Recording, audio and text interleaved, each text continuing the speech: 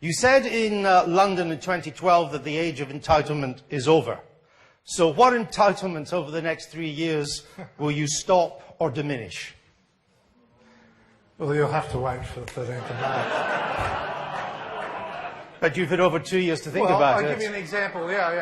Well, one example is that we said it was unsustainable to keep handing out the school kids bonus and the low-income allowance. Now, there are two payments that were funded by the mining tax, going to hundreds of thousands of Australians, but it was all borrowed money.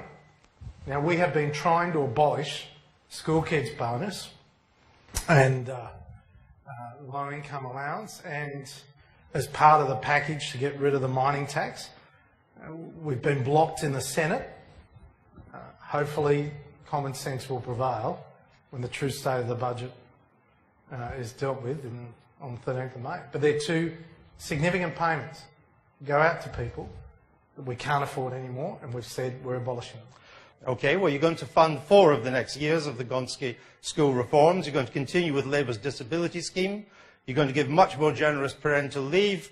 And you've got a $1.5 billion slush fund for business to cut CO2 emissions. So I would suggest to you that the age of entitlement here in Australia is alive and well. Well, it's certainly not compared with Britain. And the fact is, well, it's true. I mean, it's... And if you were called George Osborne, I would be asking you about Britain. Yeah, that's right. But last time I looked, you called Joe Hockey. And much better looking than the British Chancellor. But he is a good man. What's the answer to my question? We can't turn the ship around immediately overnight, but you will see that there is a clear sense of direction through policies that we announce on the 13th of May. And simply throwing a whole bunch of policies together and saying that represents entitlement is rather misleading. You inherited a budget deficit of about 3% of GDP. Yeah. But you don't plan to balance the budget until 2024. It's not very ambitious. Hang on. That's what we've inherited. Ease up. So that's what we've inherited. So when will you balance the budget? Well, you'll see. I mean, but I won't be here by then. Just whisper it to me. You tried to imply that Australia was doing badly compared to other countries, for example, in the G20.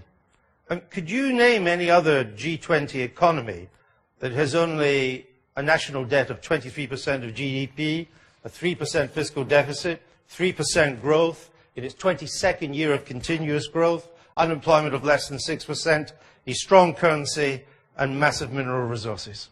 Well, you're benchmarking us, as I do, against countries that are poorly performing.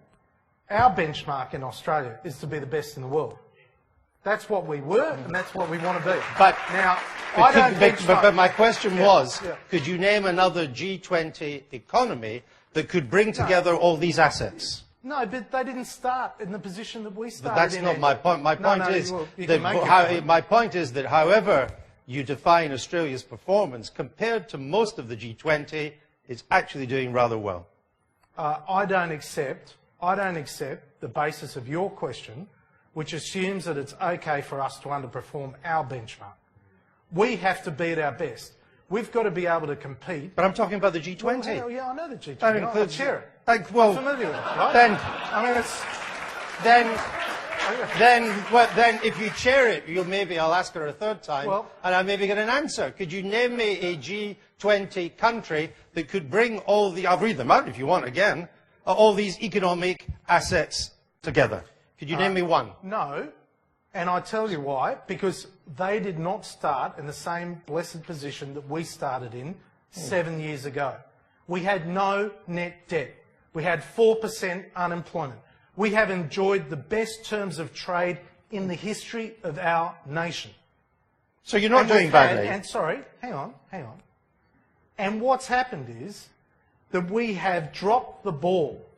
We have dropped the ball over the last few years, and we have allowed ourselves to be compared with the laggards. We want to compare ourselves with the best.